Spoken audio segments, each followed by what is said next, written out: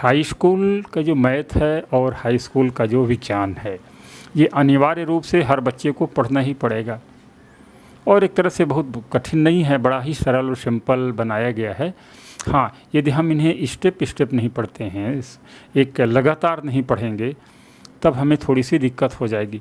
लेकिन फिर भी जो हम लोग जब क्लास लेते हैं तो ये कोशिश करते हैं, ये हम मान के चलते हैं कि हमारा छात्र बिल्कुल नया नया है। हम ये मान के चलते हैं जब हम ये सॉल्व करने जा रहे होंगे, पीछे जो हमारी सवाल दिख रहे हैं, इन सवालों को जब हम सॉल्व करेंगे तो हमारे दिमाग में बिल्कुल ये बात होती है कि हम बिल्कुल एक नए फ्रेश बच्चे को बता रहे हैं, जिसको इसके बारे में बेसिक का कुछ भी पता नहीं है। तो आइए थोड़ा सा इस सवाल पर हम एक फंडामेंटल जानकारी ले लेते हैं, क्योंकि जिनको पता है, जिन्होंने इसके पहले सवाल कर लिए हैं या जो 8वीं 9वीं में ये इस तरह के सवाल देखे थे, रैखिक समीकरण, या फिर 10th में ही जो इसके पहले जो सवाल आप लोगों ने देख रखा है यदि, तो ये सवाल आपके लिए बड़ा ईजी होगा। लेकिन बिल्कुल नए नए बच्चे जो पहली बार इस सवाल को देख रहे हैं, ये हमारा तो चौथा सवाल है, पहले दूसरा तीसरा नहीं देखा है, ये तो हमारी प्रश्नावली ही नेक्स्ट है, अपने जो अध्याय तीसरे की ये तीसरी प्रश्नावली है। तो पहली और दूसरी प्रश्नावली जिन लोगों ने नहीं पढ़ा है, उन लोगों के हिसाब से ये हम वीडियो आगे जारी रखेंगे। इसमें हम बताने की कोशिश करेंगे कि ये बिल्कुल नया नया बच्चा एक विषय, गणित के विषय को कैसे अच्छे से समझ सकता है। तो आइए देख लेते हैं। इसमें आप देख रहे हैं कि रैखिक समीकरणों के युग में से कौन सा युग संगत अथवा असंगत है। तो यहाँ हमें जो दो चीज़ें मिल रही है देखने को, तो वो ठीक है। जैसे पहला, ये रैखिक समीकरणों के युग्मों, युग्म का मतलब होता है जोड़ा, पेयर कह सकते हैं, पेयर। तो हम इसको जोड़ा कह सकते हैं।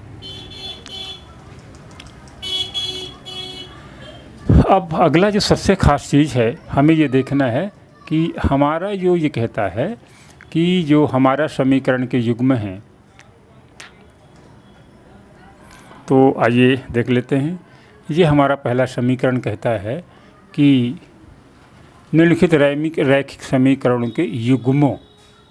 यहाँ युग्मों से मतलब है कि एक हमारा ये पहला है, हमारे इस क्वेश्चन क्रमांक 4 में 4 क्वेश्चन दिए हुए हैं।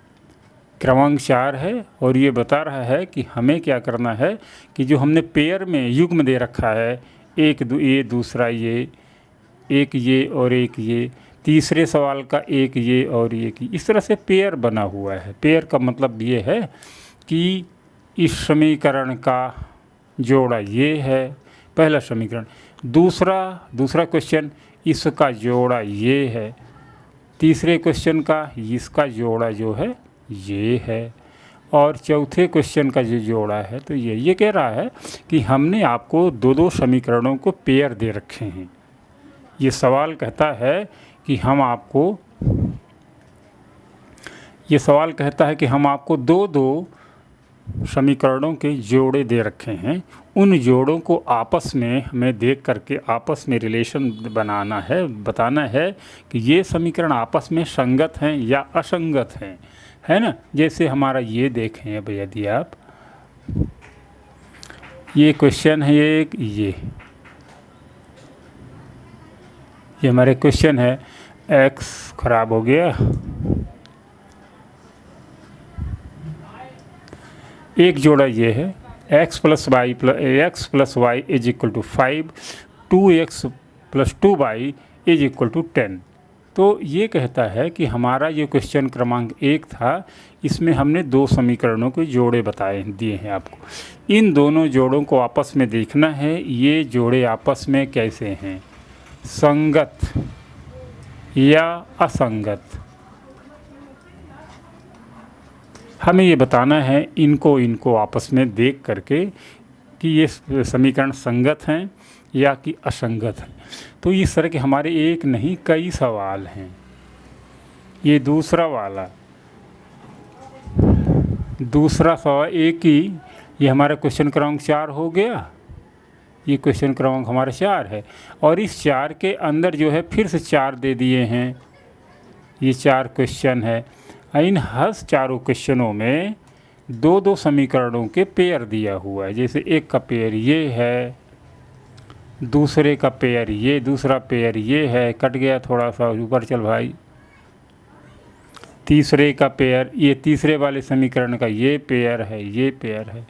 चौथा क्वेश्चन है उसके समीकरणों का पेयर। ये इस तरीके से ये बता रहा है कि हम जो है आपको इसमें चौथे सवाल के अंदर हमने 4 क्वेश्चन आपको दे रखे हैं। चारों क्वेश्चन को आपको अलग अलग हल करना है और हम चारों क्वेश्चन में 2-2 समीकरणों के पेयर दे रहे हैं।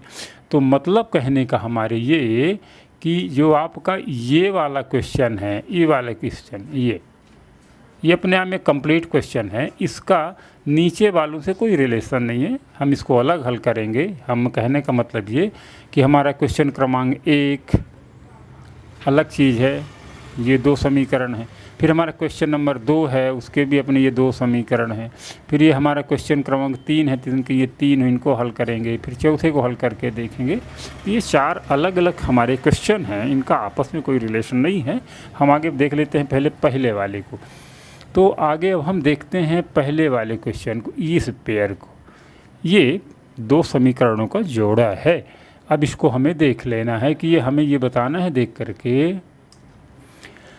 ब्रैकेट के अंदर जो 2 समीकरण आप देख रहे हैं, इन समीकरणों को आपस में हम तुलना करके ये अब जानने की कोशिश करेंगे कि ये संगत हैं या असंगत हैं। क्या करना है हमें, ये बताना है संगत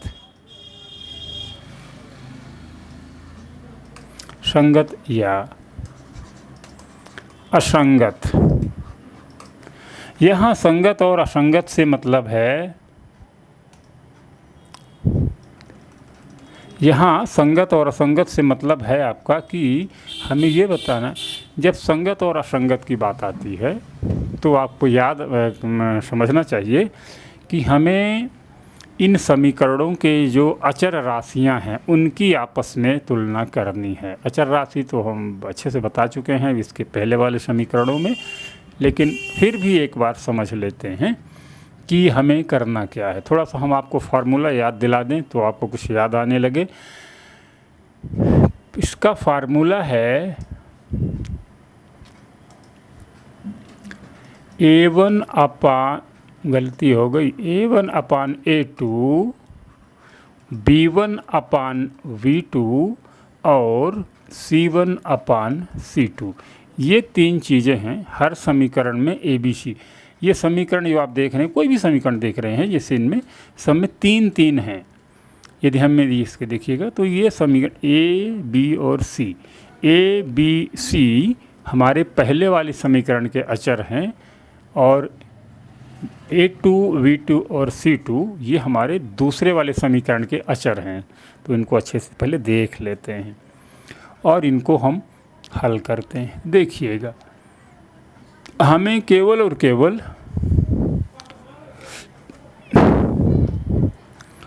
दो में काम करने हैं, आपको इन पर विचार करना है।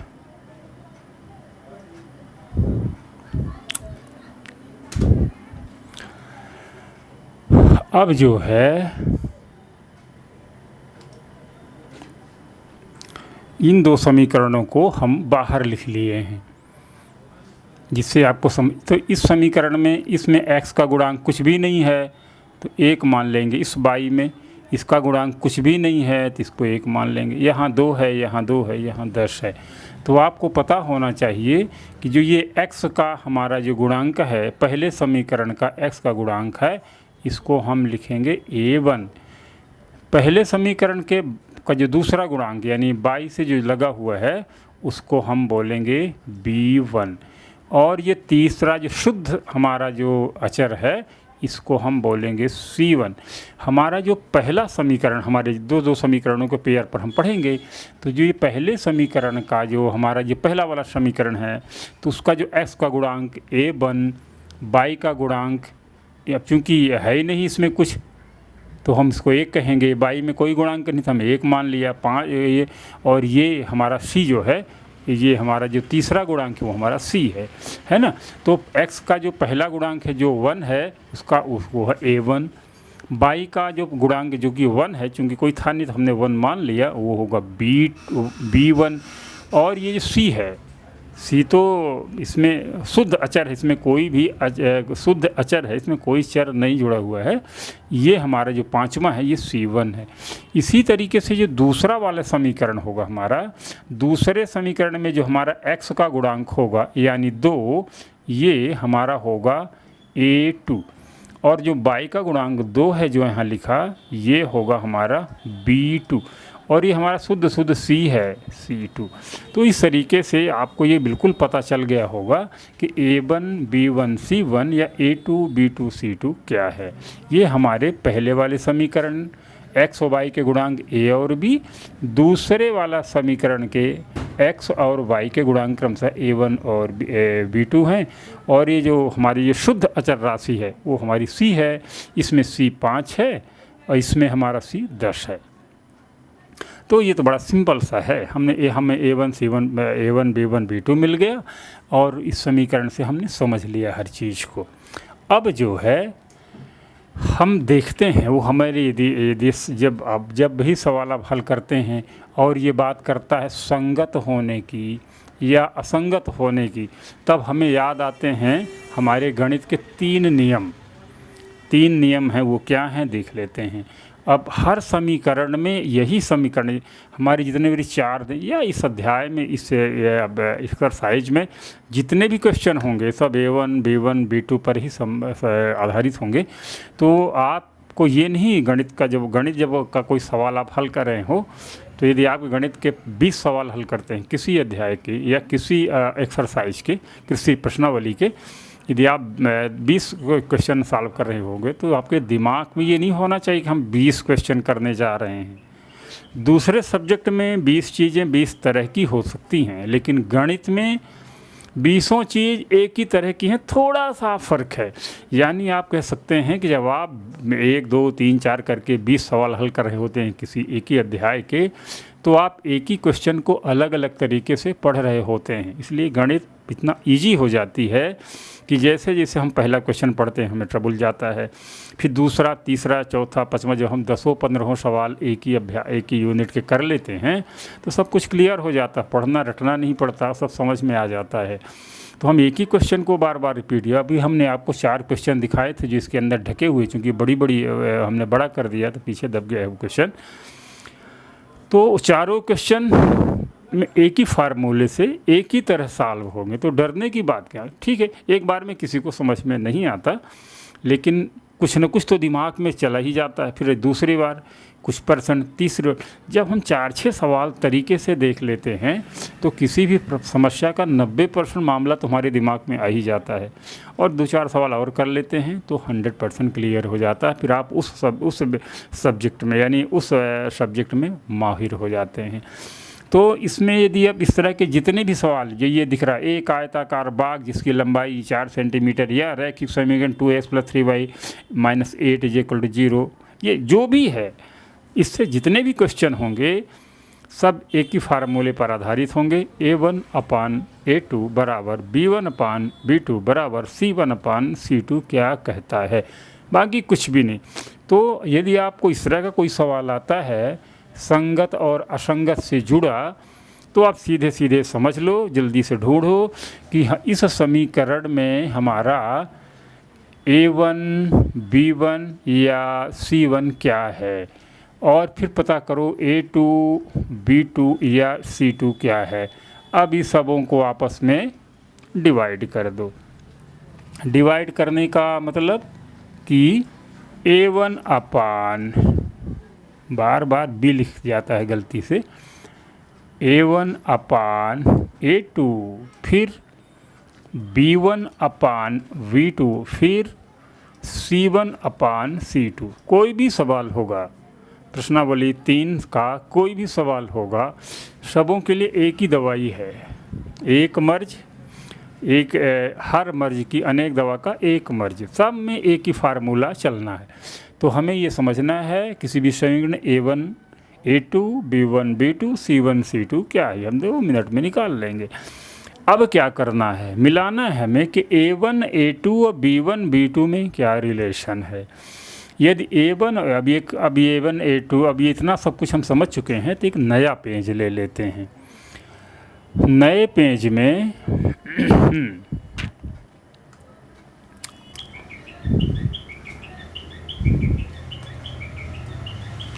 x प्लस वाई बराबर 5 पहला समीकरण, और दूसरा समीकरण 2x plus 2y is equal to 10। दूसरा समीकरण है 2x plus 2y is equal to 10। तो ये दो समीकरण हो गए हमारे। इन दोनों समीकरणों में हमें ये देखना है कि A1, A2, B1, B2, C1, C2 क्या है। तो इस वाले समीकरण x के सामने कुछ भी नहीं है। जब कुछ नहीं है तो हम मान लेते हैं 1 है। इसके सामने कुछ भी नहीं है तो मान लिया 1 है। तो अब इस समीकरण में हमें पता लग गया कि A1 बराबर 1, B1 यानी बाई का गुणांक बराबर 1, C1 यानी 5 है। जबकि दूसरे वाले में देखते हैं कि दूसरे वाले में क्या स्थिति है। दूसरे वाले समीकरण में A1 दूसरे वाले समीकरण में x का गुणांक है 2, यानी हम कह सकते हैं कि A2 बराबर 2, B2 बराबर बाई का गुणांक 2, C2 यानी शुद्ध अचर जो है वो है 10। तो हमें पहले समीकरण, दोनों समीकरणों से A1, B1, B2, C1 ये सब पता लग गया। अब हमें ये देखना है A1 अपान A2, B1 अपान B2, C1 और C2 क्या होगा। तो देख लेते हैं। A1 है 1, A2 है 2। अब हमें पता नहीं कि बराबर होगा क्या होगा। B1 हो गया 1 और B2 हो गया 2। 1/2 और 1/2 यदि आप वैल्यू मैच करोगे तो जाहिर है बराबर हैं, दे आर इक्वल। C1 और C2 को देख लेते हैं कि क्या कहानी है। C1 है 5, C2 है 10। अब 5 और 10 को जो हम सॉल्व करते हैं तो ये क्या हो जाता है, ये हो जाता है 1/2। यानी अब हम इसको यदि हटा दें तो भी आपका काम बिगड़ेगा नहीं। 5/2 ही तो है 1/2। अब हम ये देख रहे हैं कि ये 1/2 बराबर है इस 1/2 के, और ये भी बराबर है 1/2 के। यानी A1 अपान A2, B1 अपान B2 और C1 अपान सब बराबर हैं आपस में। ऐसी दशा में क्या होता है, आपको पता है कि यदि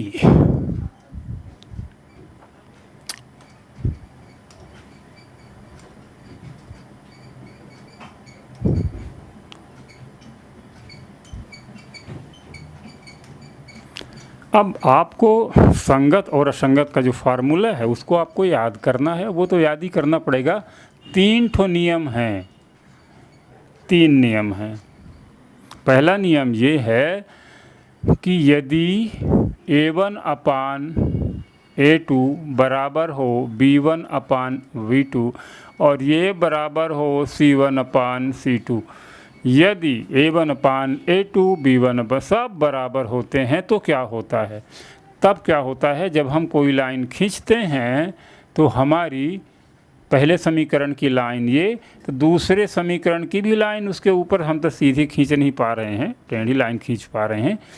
ऐसी दशा में जब A1, A2, B1, B2, C1, C2 सब एक दूसरे में बराबर होते हैं, तब जब हम उस समीकरण का ग्राफ बनाते हैं तो पहले वाले समीकरण से जो लाइन जाती ठीक उसके ऊपर से दूसरी वाली जाती है। और ये समीकरण में हमने देखा कि A1, A2, B1, B2, C1 सब बराबर हैं। तो इसमें इसमें क्या होगा, हल अनेक होंगे, यानी हर बिंदु, यदि हम किसी लाइन को मान लें, कोई बिंदु बिंदु से मिलकर बनी है, कोई लाइन तो पॉइंट से ही बनती है, तो हमारा दूसरा वाला भी उसी के ऊपर जाए, हर बिंदु को टच करेगा। तो इस तरीके से जब हर बिंदु को टच करेगा तो हमारा आंसर कितना होगा, अनंत। इसके अनंत हल होंगे। फाइनली आप ये कह सकते हो कि दो समीकरण है ही नहीं, एक ही समीकरण है, तभी तो एक ही दिशा में जा रहे हैं, वो एक गति से जा रहे हैं। तो हम ये जब संगत और संगत की बात आएगी तो हमें 3 फार्मूले याद करने होंगे। उस फार्मूले क्या होंगे, A1 A2 B1 B2 C1 C2 के रिलेशन को दिखाने वाले। जैसे अभी आपने देखा कि A1 A2 या B1 B2 या C1 C2 सब बराबर थे आपस में, तो हमें इसके ये होगा असंगत। क्यों, इसके अनेक हल होंगे, इनफिनाइट होंगे, अनंत हल हैं। लेकिन हर बार ऐसा नहीं होता, हर समीकरण में ऐसा नहीं होगा कि सब कुछ बराबर हो। 3 कंडीशन हो सकती है। पहली कंडीशन तो आपने देख लिया कि सब तीनों बराबर हैं। दूसरी कंडीशन ये हो सकती है कि A1 अपान A2 बिल्कुल बराबर ना हो B1 अपान B2। ऐसा भी हो सकता है कि बिल्कुल बराबर ना हो। इकलौती एक ऐसी कंडीशन है ये, एक ही कंडीशन, 3 कंडीशन हम आपको पढ़ेंगे। पहली कंडीशन तो अनंत हल बना। दूसरी कंडीशन ये हो सकती है कि A1 A2 B1 B2 आपस में इक्वल ना हो, तो फिर संगत, और उसका हल कितना होगा, केवल एक हल होगा, ओनली वन, केवल एक। कारण कि एक रेखा ऐसी जाएगी तो दूसरी फिर कैसी जाएगी, यहाँ कट, एक ही बिंदु पर दोनों लाइनें कटेंगी तो एक हल होगा। उसके लिए ज़रूरी है कि A1 A2 और V1 V2 ये जो हैं दोनों आपस में बराबर ना हो। तीसरी कंडीशन ऐसा हो सकता है कि A1 अपान A2 ये तो बराबर हो B1 अपान B2 के, लेकिन ये दोनों जो हैं अलग अलग C1 और C2 के बराबर ना हों। तो कंडीशन हो सकती है, ये दोनों बराबर, ये तीनों बराबर हों, या फिर केवल 2 बराबर हो, है ना। या भी ये स्थिति हो सकती है कि A1 A2 तो बराबर हैं, C बराबर नहीं है, ऐसी कंडीशन बन सकती है। ऐसी कंडीशन में क्या होता है, रेखाएं एक दूसरे के समानांतर जाएंगी, कहीं कोई टच नहीं करेगी रेखा, तो इसका कोई हल नहीं होगा। तो ये दूसरी 3 कंडीशन को हमें हर सवाल में पढ़ना पड़ेगा। कोई भी हम सवाल हल करेंगे तो ये हमें जिक्र करना ही पड़ेगा कि A1 अपान A2 B1 B2 C1 C2 check करो। यदि तीनों बराबर है तो एक दूसरे के ऊपर जाएगी। यदि A1 और A2 बराबर B1 B2 ये वाले भर बराबर नहीं हैं तो एक हल होगा और C1 जैसा भी रहे। तीसरी कंडीशन ये कि ये दोनों बराबर रहें लेकिन C जो है अलग हो, तो समानांतर हो जाएगा। तो लेकिन हमारा जो ये सवाल था इसमें हमने देखा कि तीनों बराबर हैं एवं ए, तो इस कंडीशन में हमने देखा, इस सवाल जो हमने हल किया तो हम पाते हैं कि इस कंडीशन में हम देखा तीनों बराबर हैं। ये A1 A2 1/2, B1 B2 1/2, C1 C2 सब आपस में एक दूसरे से बराबर हैं।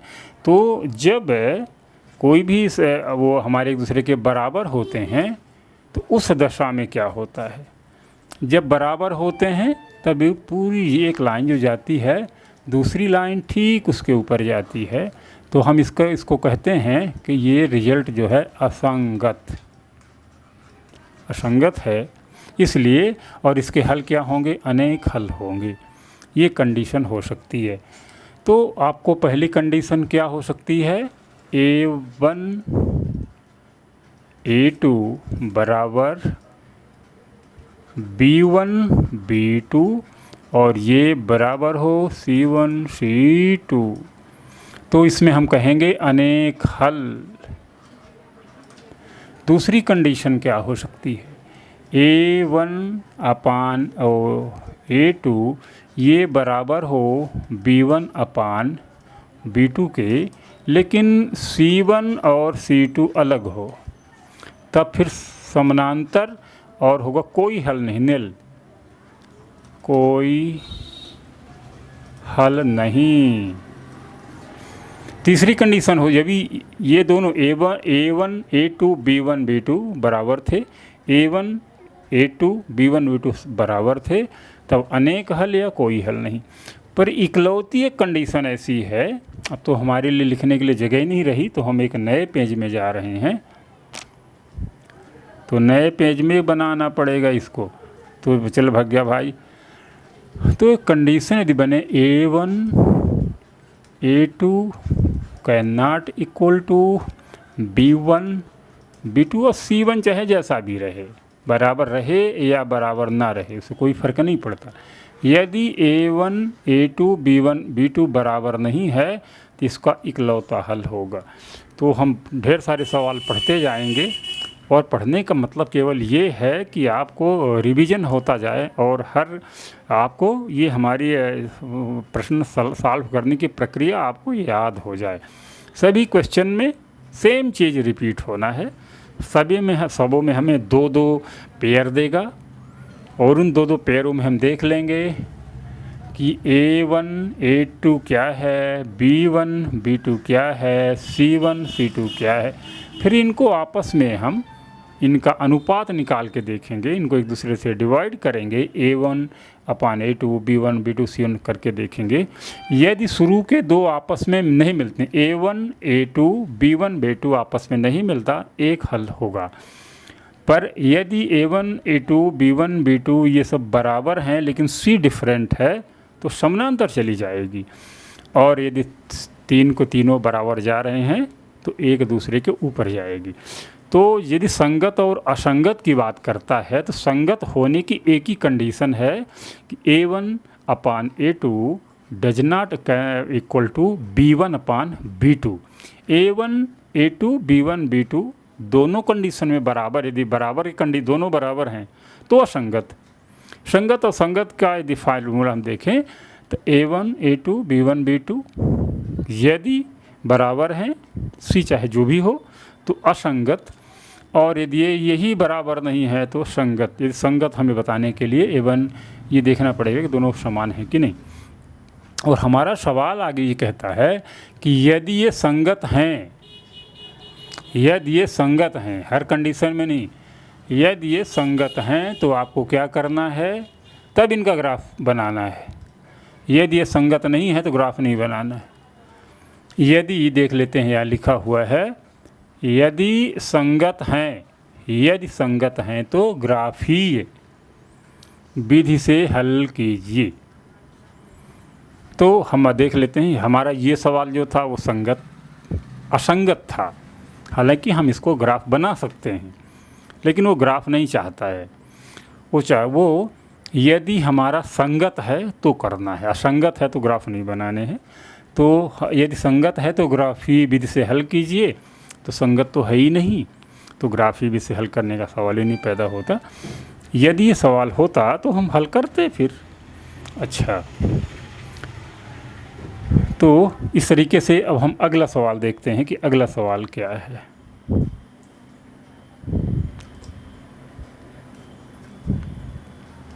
ओम अक्षरम ब्रह्म परमम।